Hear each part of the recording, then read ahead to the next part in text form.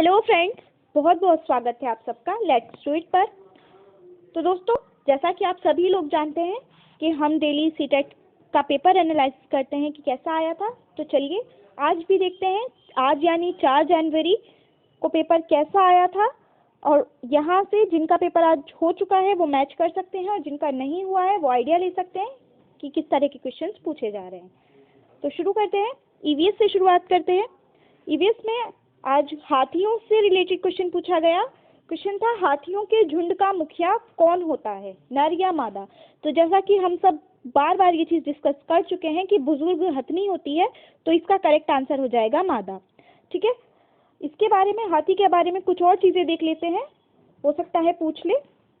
तो पिछले पेपर में पूछा गया था कि 3 मंथ के हाथी के बच्चे का वजन कितना होता है, तो इसका आंसर हो जाएगा 200 किलोग्राम। काले रंग का होता है, इसलिए ये इसे गर्मी ज़्यादा लगती है, और गर्मी ज़्यादा लगती है इसलिए इसे कीचड़ में खेलना पसंद होता है। इसकी औसत आयु 70 वर्ष होती है। ये हमारा विरासत पशु है, और उसके अलावा ये 100 केजी पत्तियां पर डे खा जाता है। ठीक है, यानी 1 क्विंटल। नेक्स्ट क्वेश्चन देखते हैं। पूछा गया था कि दांत के उपचार के लिए किस तेल का उपयोग किया जाता है। तो आप सभी लोग जानते हैं लौंग के तेल का। फिर पूछा था कौन सा पक्षी अपना लटकता हुआ घोंसला बनाता है। तो इसके लिए ऑप्शन दिए थे बिबेट पक्षी, इंडियन रॉबिन बर्ड, कोआ या फाक्था। तो हमारा करेक्ट आंसर हो जाएगा बिबेट पक्षी। इंडियन रॉबिन बर्ड जो होता है, इंडियन रॉबिन बर्ड, इसी को कलचीड़ी भी कहते हैं, ये पत्थरों के बीच में घोंसला बनाता है। कोवा पेड़ की ऊंची डाल पर बनाता है, और फाख्ता कटीली झाड़ियों के बीच में बनाता है। तो हमारा आंसर हो जाएगा बिबेट पक्षी। आगे बढ़ते हैं। फिर एक क्वेश्चन आया, केरल में माँ की बड़ी बहन को क्या कहते हैं। तो पहले देखते हैं कि केरल में कौन सी भाषा बोली जाती है, मलयालम। हाँ, इसका आंसर हो जाएगा अम्माई या वलियम्मा। आपके ऑप्शन में जो भी था इन दोनों में से आपको वही टिक करना था। इसके अलावा अगर वो पूछ लेता कि माँ की माँ को क्या कहा जाता है, तो हमारा आंसर हो जाता अम्मू माँ। ठीक है, आगे बढ़ते हैं। अगला क्वेश्चन था, मिट्टी के बर्तन को किस तरह से बनाया जाता है। हो सकता है लैंग्वेज थोड़ी सी चेंज हो, लेकिन वो इसी तरह से पूछना चाह रहा था, तो इसका आंसर हो जाएगा आग में पकाकर। ठीक है, आप यहाँ देख सकते हैं, मैंने इसीलिए पिक डाल दी है, ये थोड़ा सा याद रह जाता है पिक को देखकर। फिर अगला क्वेश्चन देखते हैं। इसमें पूछा गया था कि कौन सा जड़ की श्रेणी में नहीं आता है। तो देखिए, आप सभी लोग जानते हैं गाजर जड़ होती है, मूली जड़ होती है, और आलू के बारे में हम जानते हैं कि आलू तना होता है। तो यही हमारा करेक्ट आंसर हो जाएगा। टैपियोका भी जड़ ही होती है। ठीक है, फिर एक क्वेश्चन पूछा गया, पर्यावरण अध्ययन की 6 थीमों में से किस थीम को सब थीम में बांटा गया है। ठीक है, तो पहले देखते हैं कितनी थीमें होती हैं। टोटल हमारे पास 6 थीमें हैं। कौन कौन सी, परिवार एवं मित्र, फिर है भोजन, पानी, फिर यात्रा, आश्रय, और लास्ट में हो जाएगी हम जो सोचते हुए करते हैं। और इन 6 थीमों में से जो हमारी पहली थीम जो मैंने बोली, परिवार एवं मित्र, इसे 4 सब थीमों में बांटा गया है। 4 सब थीम कौन सी है, पहली है संबंध, दूसरा है कार्य एवं खेल, तीसरी है पशु, और चौथा हो जाएगा पौधे। ठीक है, इसके बाद आगे देखते हैं। फिर पूछा गया था, बोरा चावल की किस्म है, इसे कहाँ पर खाया जाता है। तो इसे असम में खाया जाता है। ठीक है, फिर मगरमच्छ का शिकार क्यों किया जाता है। तो इसका आंसर मांस एवं खाल के साथ साथ दवाई व व्यवसायिक कार्यों के लिए है। आपके ऑप्शन में जो भी था, खाल था तो आपको खाल को टिक करना था, और इसके अलावा अगर ये पूरा इस तरह से दिया हुआ था तो आपको उसी को टिक करना था। ठीक है, फिर अगला क्वेश्चन, रेल टिकट में किस चीज का विवरण नहीं मिलता है। तो ट्रेन का नाम व नंबर। ठीक, फिर एक क्वेश्चन, मैं रिपीट कर रही हूँ, ये क्वेश्चन बोलने में मुझसे थोड़ी सी मिस्टेक हो गई। रेल टिकट में किस चीज का विवरण नहीं मिलता है। तो इसके लिए 4 ऑप्शन दिए गए थे, रेल का नाम व नंबर, यात्रियों का लिंग एवं आयु, यात्री का नाम, वयस्कों और बच्चों की संख्या। तो इसका करेक्ट आंसर हो जाएगा यात्री का नाम, क्योंकि देखिए टिकट पे आपने देखा होगा कभी भी यात्री का नाम नहीं होता है। इसी में एक क्वेश्चन आज पूछा गया था पीएनआर के बारे में। तो पीएनआर क्या होता है, ये 10 अंकों का एक नंबर होता है। इसकी फुल फॉर्म हो जाएगी पैसेंजर नेम रिकॉर्ड, और एक यूनिक नंबर है, इसमें यात्री की पूरी डिटेल छुपी होती है। ठीक है, अगला क्वेश्चन पूछा गया था, कोझिकोड किस राज्य में पड़ता है। तो कोझिकोड केरल में पड़ता है और केरल में भी पश्चिमी तट पर। ठीक है, अगला क्वेश्चन बहुत आसान पूछा गया था, गेहूं के आटे की रोटी बनाने का सही क्रम क्या होगा। ये आई होप सभी का हो गया होगा।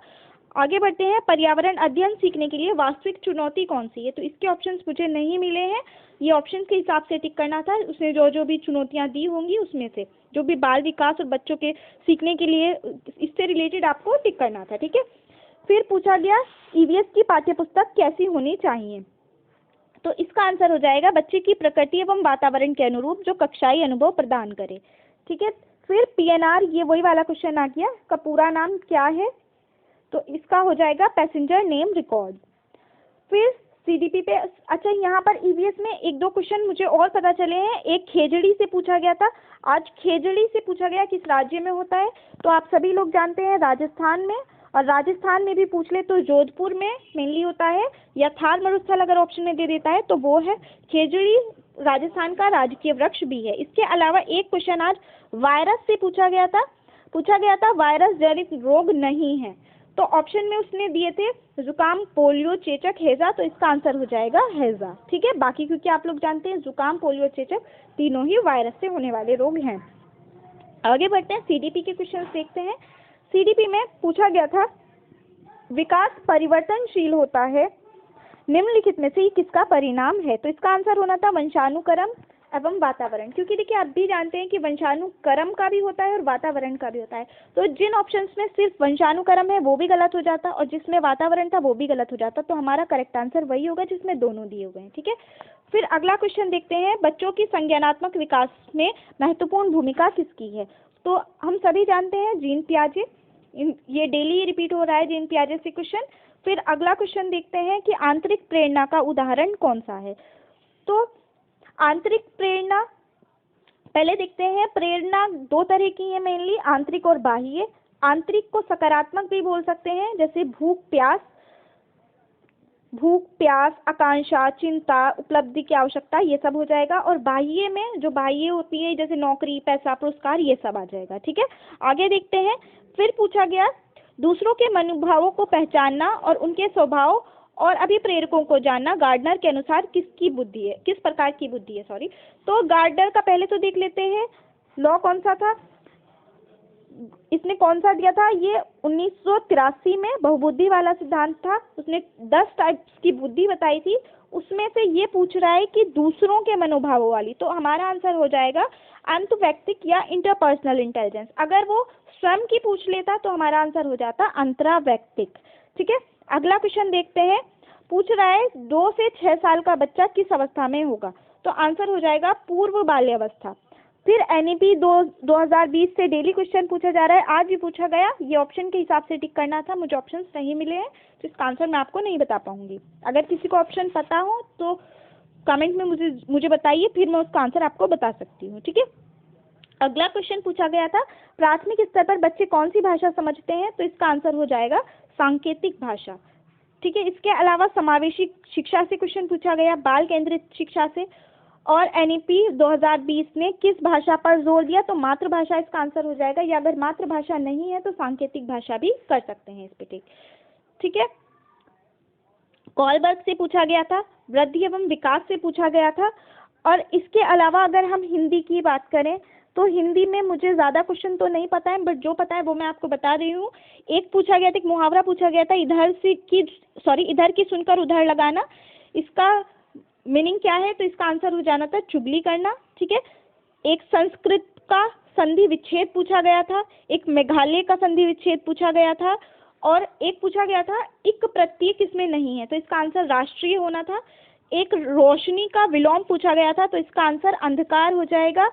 फिर उसके अलावा मैथ्स में टाइम से क्वेश्चन पूछे गए थे, और एक क्वेश्चन इंच और सेंटीमीटर के रिलेशन से था। तो मैं आप लोगों को बता दूं, 1 इंच बराबर हो जाएगा 2.54 सेंटीमीटर। ठीक है, बाकी क्वेश्चन वही पूछे गए हैं मैथ्स में जो पूछे जा रहे हैं डेली, कोई नई बात नहीं थी, वही इजी क्वेश्चंस आ रहे हैं। ठीक है, आज की पेडागोजी थोड़ी सी मुश्किल थी, लेकिन फिर भी ईवीएस और जो बाकी सब के क्वेश्चन जो एनसीईआरटी से पूछे जाने थे वो काफ़ी आसान थे। हालांकि पेडागोजी को थोड़ा सा मान सकते हैं कि थोड़ी सी मुश्किल थी, लेकिन फिर भी खैर, आप लोगों का पेपर कैसा हुआ मुझे कमेंट में ज़रूर बताइएगा। मेरी वीडियो कैसी लग रही है वो भी ज़रूर बताइएगा। जो अगर आपको इसमें कोई कमी लगती है या आप मुझे कोई भी सजेशन देना चाहते हैं, प्लीज़ कमेंट बॉक्स में मुझे ज़रूर बताइए। और बस मिलते हैं अगली वीडियो में, तब तक अच्छे से पढ़ते रहिए। और जिनका पेपर अभी नहीं हुआ है उन सब के लिए बेस्ट ऑफ लक। मिलते हैं अगली वीडियो में। बहुत बहुत ख्याल रखिए और थैंक यू फॉर वॉचिंग।